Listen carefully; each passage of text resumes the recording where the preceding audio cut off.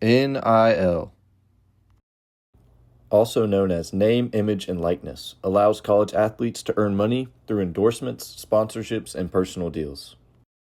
It was introduced to give athletes more control over their brand, but instead of just leveling the playing field, it's completely reshaped college sports. But it hasn't reshaped college sports for good.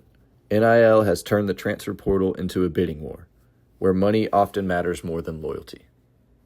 For example, Alabama's number 17, Isaiah Bond, the guy who made that historic catch on 4th and 31, transferred to Texas for a bigger NIL deal, all to boost his draft stock, only to find himself with a smaller role on a stacked Texas team, causing a down year in production, causing him to go undrafted in the 2025 NFL Draft. All in all, if he stayed at Alabama, he would have likely been a top-round draft pick in the 2025 NFL Draft. Isaiah Bond is not the only player or team that has been negatively affected by NIL. FAU, one of the Cinderella stories in 2023, made it to the Final Four of March Madness, looking to have a promising future.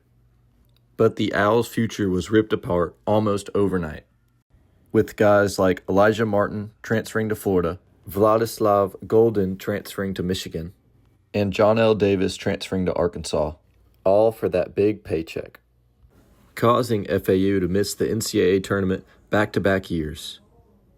If NIL wasn't a thing, FAU would have still had all their core guys.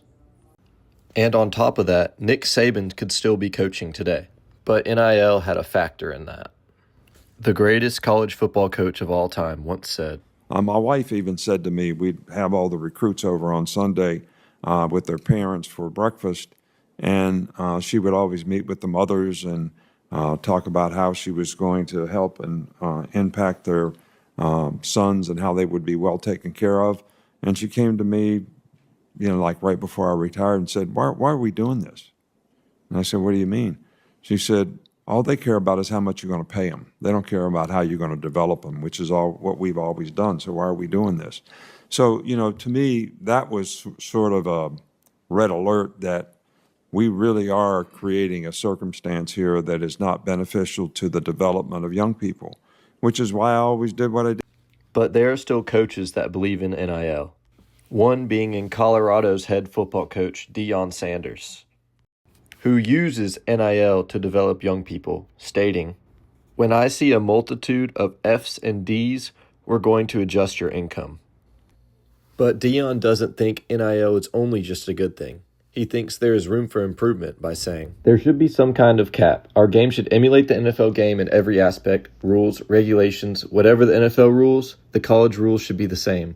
There should be a cap, and every team gets this, and you should be able to spend that." All in all, NIL has done more harm than good so far. It's taken away loyalty, ruined smaller programs, and created an unfair playing field.